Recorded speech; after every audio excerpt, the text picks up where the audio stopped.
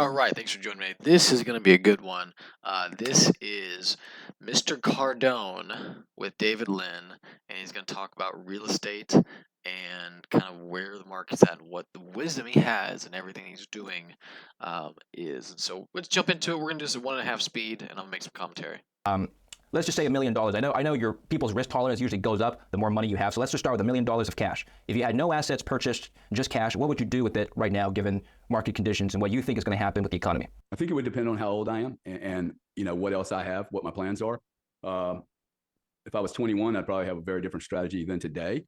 But if it was just $1 million of free cash that just showed up and I need to treat it carefully, man, it'd be hard not to pass on.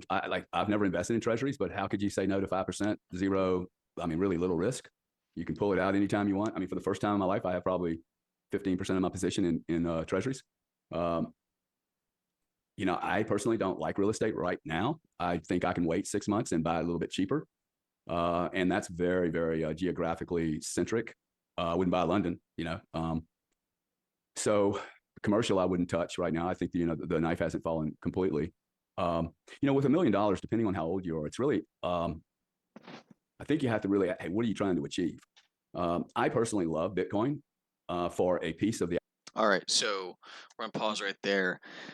Big thing from Mr. Cardone, and this is not Grant Cardone. The title kind of like makes you think Grant. This is his brother Gary, which does business deals with him and everything. Not as well known, but man, when I first saw this, I was like, "Oh, this is Grant Cardone." I mean, you look at the resemblance in these two, right? I think this is actually his older brother, right? And so, but they're still on both the wavelengths of real estate. They're still huge business guys. If you listen to this whole thing, which I encourage you to, but man, like he said what I have been saying for the last year and a half. Real estate's great, it's wonderful. I'm not gonna go into it right now because I think I can get a better deal in 6, 12, maybe in 18 months or so, right? So I'm gonna wait, kind of sit on these, like you said, on commercial for the knife to drop, and it is like you said, it is. Part by part, or excuse me, location based a bit, but there's still a macroeconomics view of it, right? So, in other words, in 2008 9, when everything fell, I'm based out of Houston, Texas right now, and it was in Katy, Texas, which is a suburb. It was number one in sales in 2000, new built homes in 2009. Number one in sales of homes in 2009, right in the midst of the recession. Houston was not Detroit. Detroit was flat, and you could buy houses for like $100 there, property and all type thing. Um, Houston wasn't like that. Was it unaffected? Were pricing? No, you can still buy houses for 40, 50, 60, $70,000 that now today are worth like 250, 300. Um, but it still was affected. That's my point. I want to say. A lot of people say, "Hey, there's 77 real estate markets in the U.S." And yeah, it's true. But when the tide goes up, it raises all ships, and it has across the U.S. Right? If you're in California and Vegas, the prices rose faster than if you're in a small town, Texas, or something like that. But at the same time, when you pull the plug on the bathwater and it drains down, all the boats, all the rubber duckies go down. Same thing, right? So it will happen if we get into a bad economic recession. Um, let's go to 8 minutes here. Let's go right to real estate. Wait. I'd take it. Yeah. I would Okay. take it, and I'm a seller of real estate. I know you asked this question a week or so ago. I personally am a seller here. You're going to hate me for saying this, but I'm a big seller in Vancouver. Sorry, I am. It got carried away, man. It's been carried away for a while. You're right. Yeah. Yeah. Well, see, this is my point about the recession. Like the longer that goes on, I think the more pain. And look at what we have here. Your interest rates, the 30-year mortgage is going to be around 8%. Okay. The house price went up double. Okay. 3 years ago, I bought 2 homes in Tierra Verde. Both of them had doubled in price. Okay. I paid 8.6 for one of them. Now it's worth 14 million. You couldn't pry me out of this home. It's extremely unique. The other one I bought for 1.7. It sat on the market for a year, man. 5,800 square feet at $1.75 million. 1 acre land against a 4-acre lake, a full-on basketball court. Okay, full court outside with lights. Okay, a pool, the whole deal. 1.75. I looked at that value and went, my God, man. But rates were at 3.25. Now rates are at 8. That price of that house has to come down. Okay, why? Because the insurance rates in Florida now are jacking up double. You can't have insurance rate, mortgage interest rates. Most of these guys were on floating. Now they're having to convert from floating to or a long dated cheap 4.5. That's going to really pull liquidity out of the real estate market, and the real estate market hates an illiquid environment. That's when you start getting the marks, right? I love real estate because it's illiquid, but in this kind of environment, it becomes a big problem. If you had to leave your kids an inheritance. Okay. That was great. That was self-explanatory. My only addition to that is saying, hey, if you're on the fence and you've got 10 properties, consider selling a few. Sell the ones that are not producing very well, that you hate, right? That if you would pay someone to take it, type thing. Sell those guys, take the cash, hold the cash, run with it.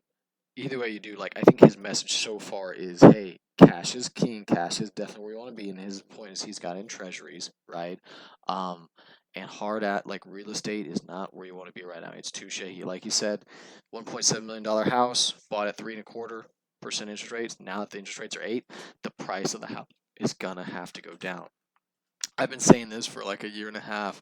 This is why I sold all my properties in mid 2021 to early 2022. I got out before I saw it happening, and this may be the last chance to do it. I don't know if you're going to get an opportunity to sell to a decent market in the next 6 months. So consider, even if you got a tenant in it, I get it. Talk to your tenants like, hey, I'm looking to sell a property.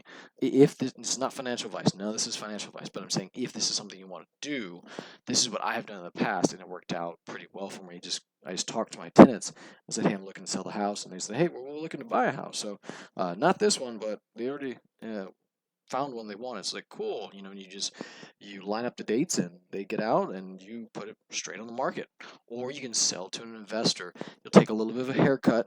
That's true. Nobody likes that, but it's better than having to hold on to and taking a lot of a haircut in 6 to 12 months. It has to be either, I'm just going to give you like a hypothetical, one or the other, real estate or Bitcoin. They're absolutely not even a challenge on that question. Okay. Bitcoin all day. You know why?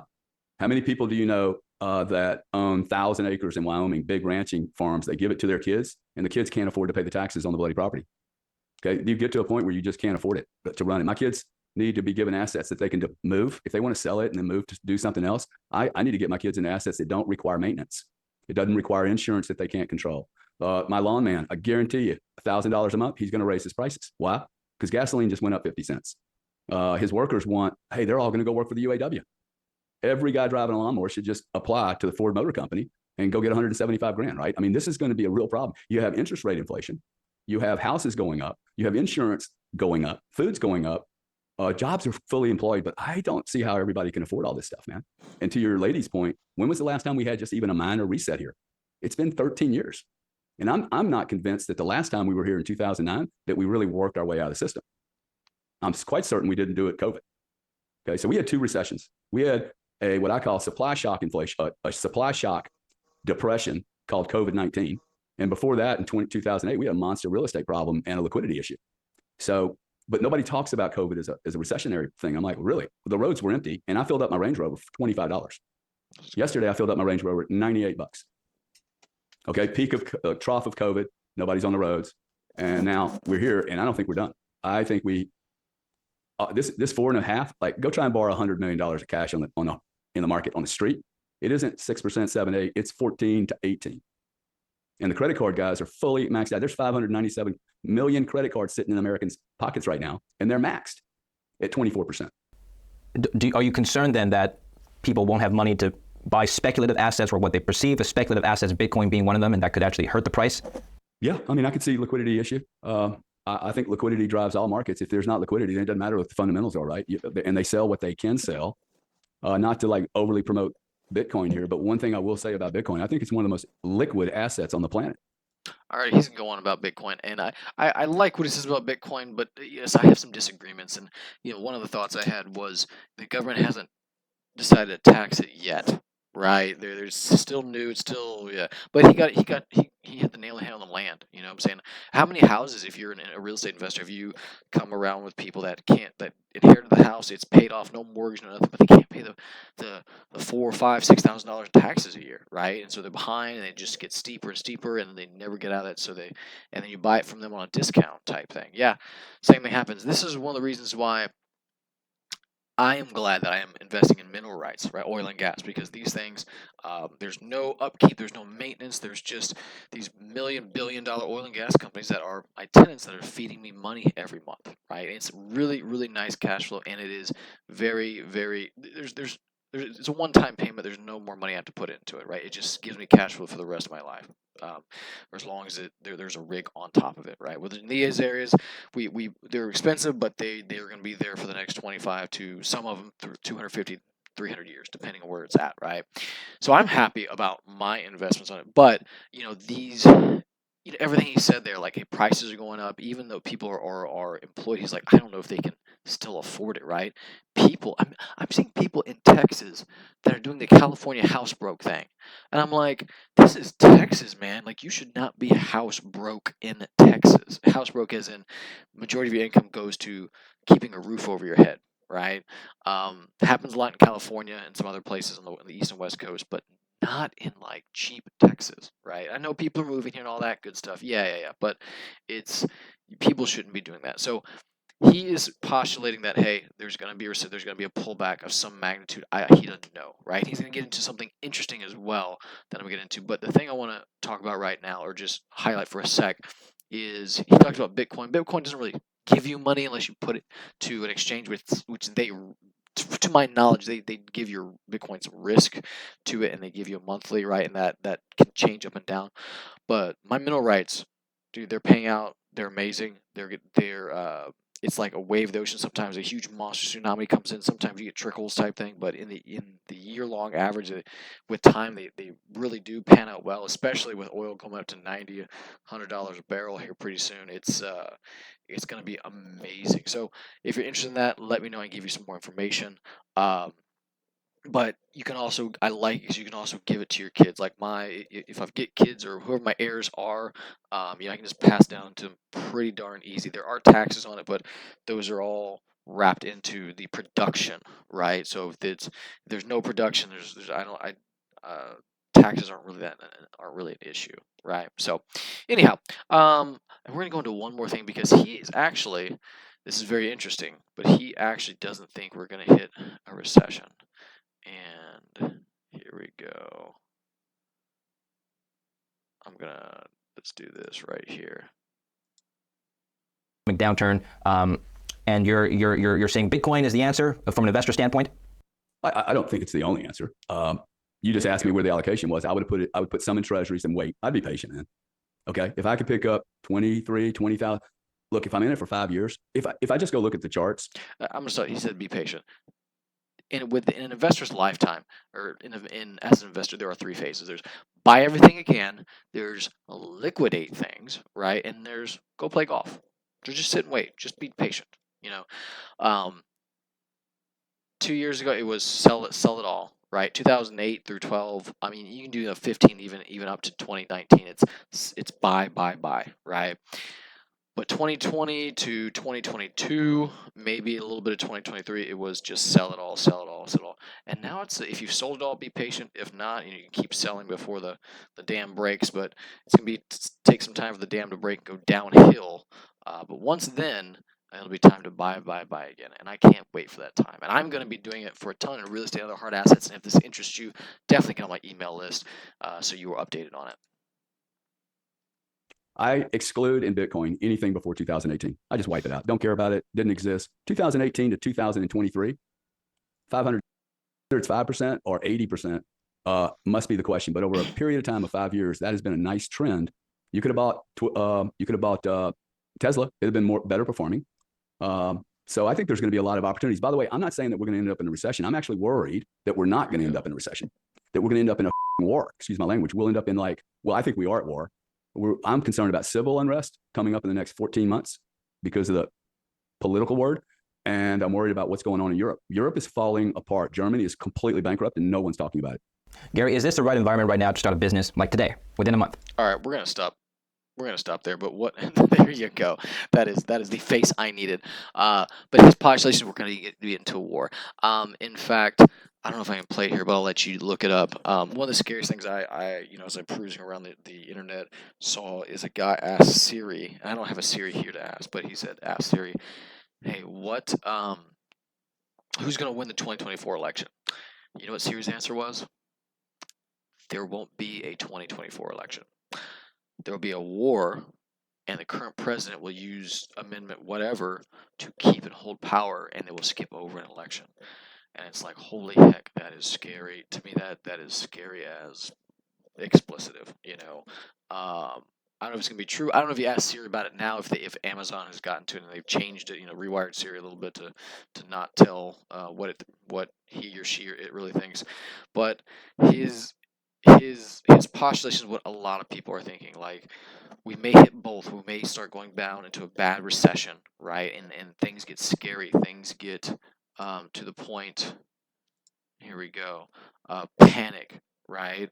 Where the brown smelling stuff hits the fan, and then from this, the powers that be start a war, because during a war, typically, I've never been in one. I mean, I don't think any of us really have an actual world war. Let me say that, not war on terror or something like that, but um, I've never been in one, but I know certain things fly up, right? For number one, prices fly up because things have to be allocated to the military, right? They get first dibs on stuff. So gas, food, everything, they're going to get first dibs, right?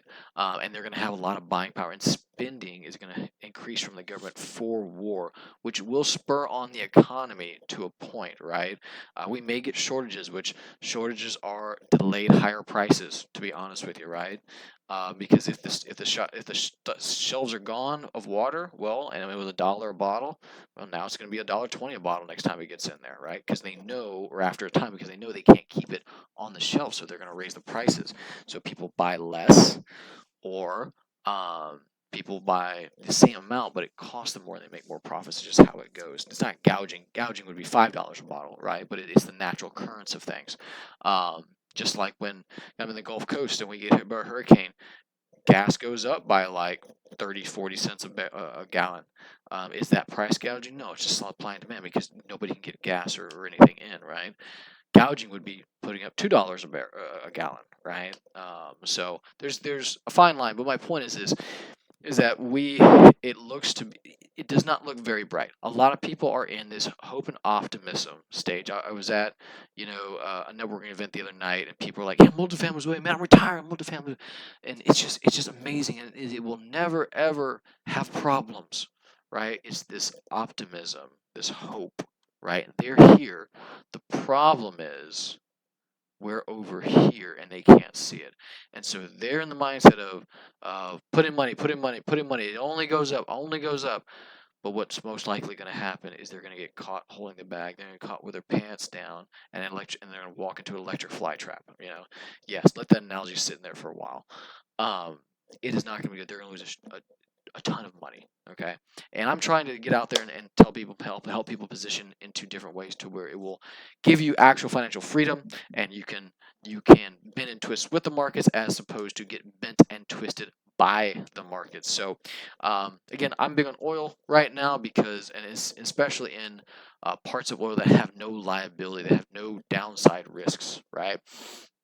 That interest you, or you just want to be part of the crew when I go out and I start buying multiple properties around here, including some multifamily ones, let me know. Get on my email list, and we will talk more. And this is James. This is the giant economy that we're in, and this is where I believe we're at in the cycle. Time will tell, and hopefully you'll be there, and we'll walk through this together. Take care.